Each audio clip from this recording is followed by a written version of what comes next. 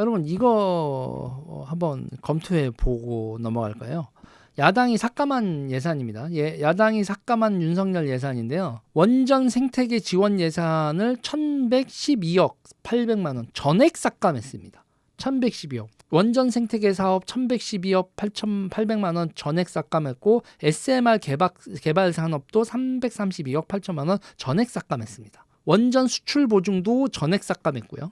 250억. 그리고 원전 첨단 제조 기술 부품 장비 개발 60억 전액 삭감했습니다. 청년 1경험 지원 전액 삭감했고요. 니트족 취업 지원 전액 삭감. 그 다음에 한미 대학생 연수 사업 20억 삭감했고요. 한일 대학생 연수 사업은 전액 삭감했습니다. 자, 이런 식이고요. 그래놓고서 증액한 건요. 신재생 에너지 금융 지원 2,301억 9,600만 원 올렸고요. 신재생 에너지 보급 사업도 1,619억 8천만 원 지들이 올렸습니다. 그리고 에너지 공대 사업 지원 127억. 에너지 공대가 한정 공대입니다. 나주에 있어요. 전라도 나주에 있고요. 그리고 지력사랑 상품권 7,053억. 새만금 전주 고속도로 건설 857억이고요. 새만금 신공항 건설 514억. 그리고 새만금 신항 인입철도 100억 원. 자, 여러분 여기서 제가 하나 말씀드릴게요. 깎는 거요. 깎는 거는 의회가 할 수 있어요. 그래요. 그러니까 하면 안 되는 것들이지만 하면 안 되는 거지만 의회는 예산을 심의하고 깎을 수는 있어요. 그러나 예산 편성은요. 예산 편성권은 행정부가 가지고 있는 겁니다. 행정부가 가지고 있는 거기 때문에 예산을요. 국회가 이렇게 예산을 편성하는 거를 국회는 할 수가 없습니다. 삼권 분립의 기본이에요. 행정부가 예산을 짜고 국회는 심의해서 깎을 수가 있고 자를 수는 있지만 내 거 이걸 해줘라고 하는 거는 원칙은 할 수 없어요. 그러나 대한민국에선 그게 되어 왔었죠. 그 되어 온 걸 여러분 뭐라고 부릅니까?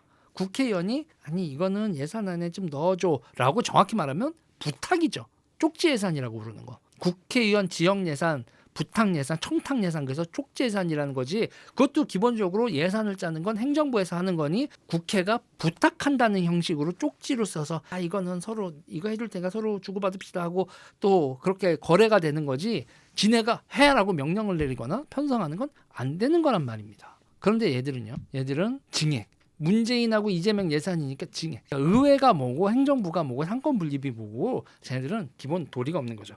자, 일단 이거고요. 그 다음에 이제 제가 여기서 말하는 건 원전은 죽이고 신재생은 늘리겠다는 거잖아요. 그런데 여러분 제가 누누이 얘기하지만 원전을 줄이고 신재생을 늘리면 신재생이 원전보다 싸야 되는데 원전보다 싸지도 않습니다. 원전보다 싸지가 않아요. 원전보다 싸지가 않고 그리고 아주 많이 비쌉니다. 원전 60원 언더 풍력 180원 뭐 이 언저리예요. 그렇게 있잖아요. 그렇게 전기를 사서 지금 어떤 상황이에요? 도매로 전기를 사서 가정용 전기, 농업용 전기 용도별로 분류해서 팔잖아요. 산업용 용도를 이렇게 파는데 산업용 전기 요금을 대한민국이 계속 올리고 있죠. 산업용 전기 요금만 올리고 있습니다. 일반용 가정용 올리지 않고 그래서 5조 정도를 더 산업용 전기요금을 걷어서 한전의 적자 위기를 넘긴다 이런 식으로 나오는데 그러면 문제는 가정용 전기요금보다 산업용 전기요금이 더 비싸지니까 사업자 입장에서 공장 입장에서는요 한전에서 전기를 사지 않고 도매시장에 가서 그러면 거기 도매시장에 전기 사올게요 이렇게 되는 거예요.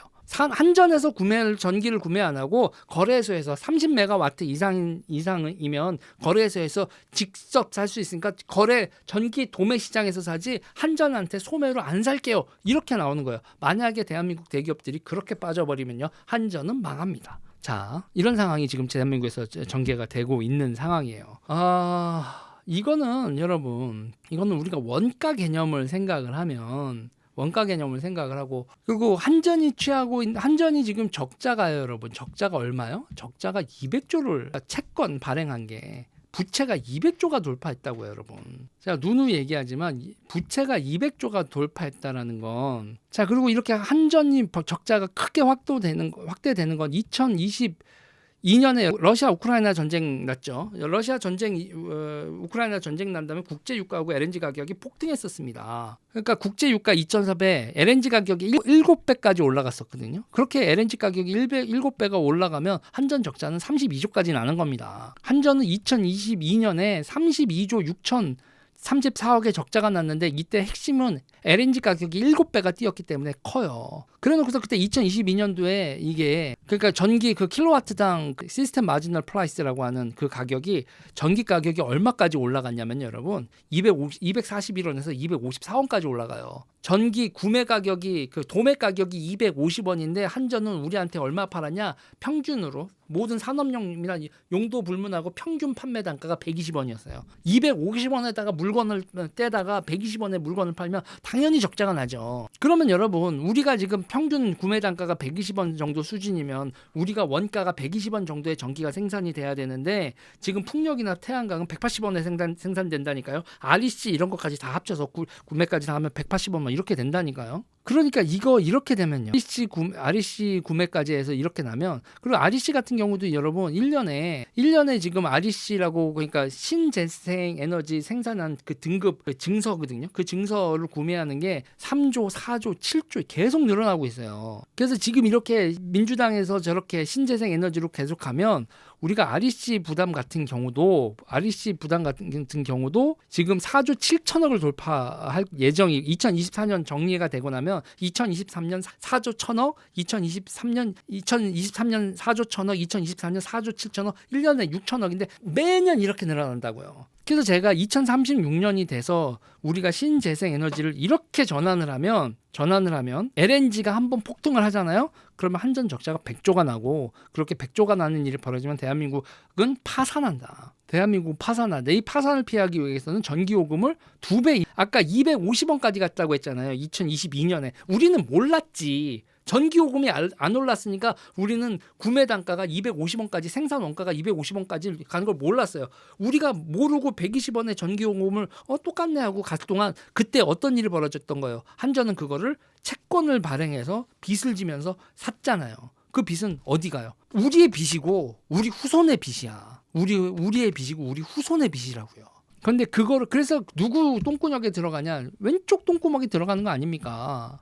왼쪽 똥구멍에. 자, 제가 계속 얘기하는 거예요. 그거에 대해서 이제 보면 계속 얘기를 하고 여러분들 지금 벌어지고 있는 정치에서 이렇게 되는 거. 이게 예산안, 윤석열 정부의 예산안에서도 이렇게 벌어지고 있는다라는 거. 이거 여러분 우리가 계속 지적을 해야 됩니다. 그리고 이 문재인 정부하고 민주당하고 예산으로 싸웠다고 하는데 그 싸운 거의 핵심은 뭐예요? 윤석열 정부와 민주당이 싸운다. 이런 거에서 그럼 싸우나 보다. 그러면서 윤석열 이겨라 하지만 그 내용을 들여다보면 내용은 뭐다 여러분? 예산도 결국은 뭡니까? 에너지예요. 예산을 싸우고 윤석열 정부와 이 민주당의 싸움도 결국은 뭐예요 여러분? 조금만 디테일하게 봐도 에너지 싸움이에요. 에너지 싸움이고 얘네들은 이렇게 신재생을 해가지고 어떻게 한다? 여러분 자기 지지자들 똥구멍에다가 기름칠 해준다고요. 만 원 내고 조합 가입하면 1년에 200만 원씩 주는 이런 걸 한단 말이에요. 이 돈이 전부 다 어디서 나온다는 거예요 여러분? 한전이 구매 보면서 그러니까 적자 보면서 구매해준 전기값으로 얘네들은 이러고 있다. 이거 여러분 공론화 돼야 됩니다. 우파들이 이걸 너무 모르고 있어요. 그냥 예산안 가지고 싸운다고만 하지 그 핵심이 전기를 둘러싸고 에너지 전환을 둘러싸고 벌어지는 전쟁이라는 걸 여러분 모르고 있다고요. 그런데 여러분 그러면 제가 또 여기서 이거는 국제적인 뉴스 얘기까지 간단 말이에요. 국제적인 얘기까지 가서 탄소를 줄이기 위한 국제적 글로벌 카본 프로젝트야. 그래서 글로벌 지금 탄소 간축 프로젝트이기 때문에 이 비용이 들어서 어쩔 수 없어. 뭐 이런 식으로도 좌파들이 나온다. 그럼 여러분 한마디 해주십시오. 좌파들한테 질문을 하세요. 2024년에 탄소 배출량이 줄었어? 우리가 줄이면 뭐래? 아프리카하고 인도에서 늘리면은 그러니까 이게 여러분 공기는 퍼지잖아요. 공기는 퍼져서 한 나라가 줄인다고 되는 게 아니라 전 세계 모두가 힘을 합쳐서 줄여야 탄소 배출량이 줄 거 아닙니까? 그래서 유럽이 그렇게 난리치고 그래서 글로벌 탄소 배출량이 줄였냐라고 걔네들한테 물어보세요. 그러면 걔네들은요 이지랄 할 거예요. 안 줄었어요 여러분. 0.8% 증가했습니다. 2024년에도 탄소는 2023년 대비 0.8% 증가했어요. 정확히 배출한 양은요 374억 톤 배출했고요. 역대 최고치 갱신했습니다. 코로나 터졌을 때 산업이 다 멈춰서 그때 탄소 배출량이 좀 줄었다가 다시 원상 복귀 코로나 피크 넘어서 지금 쭉쭉 늘고 있어요. 그럼 왜 그렇게 배출량이 증가했냐? 석탄 늘었고요. 0.2%. 석유 0.9% 늘었고 천연가스 2.4%로 배출량이 모두 증가했어요. 석탄, 석유, 천연가스 줄은 게 아니라 다 증가했어. 그리고 여기서 보면은 배출량 증가가 중국이 0.2%를 조금밖에 안 오른 것 같은데 인도가 4.6% 증가했습니다. 인도가 4.6% 증가했고요. 그리고 여러분 그 산업별로 보면 어디가 많이 늘었냐? 아니 저는 계속 물어보는 거예요. 나는 친환경으로 살고 내 구도의 길을 가기 위해서 뭐 나는 스페인 어딜 가서 여행을 다니면서 뭐 구도자의 순례자의 길을 걸었어. 그러는 제 좌파 패친이 그러고 있길래 그러면 이제 친환경 뭐 녹색 운동하는 애가 스페인에서 거기 순례자의 길을 걸었다고 그러고 있더라고요. 그래서 제가 피식 웃었습니다. 왜? 국제항공 해운이 그 가장 많이 탄소 배출 증가를 한 부분이에요. 7.8% 늘었습니다. 국제항공하고 해운 부분은 탄소 배출을 7.8% 늘었어요. 이게 오버 투어리즘의 결과죠. 여기서 나오는 탄소 배출량 어마어마합니다. 그리고 미국이 0.6% 감소하고 유럽연합이 3.8% 감소를 해봐야 인도가 4.6%. 그러니까 인도가 방구 한번 끼면 미국하고 유럽하고 방구 참은 게 다 호로록 무의미하다 이거지.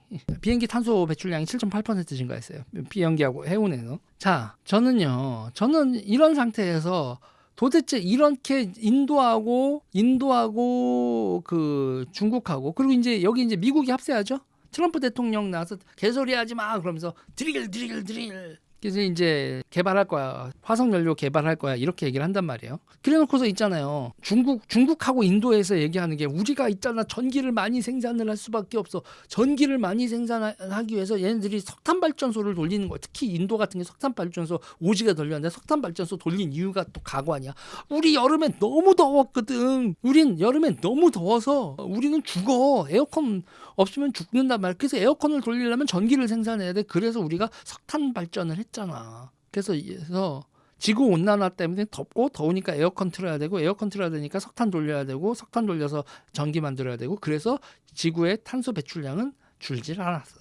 자, 저는 이런 상태에서 에너지 뭐 탄소, 카본 뭐 이런 얘기를 하면서 세계가 이렇게 돌아가는데 여러분 우리나라 산업 경쟁력 부수면서 경쟁력 부수고 그리고 우리나라의 그 생활 물가도 박살을 내면서 이런 예산 편성을 하는 게 말이 돼? 말이 안 되는 거야.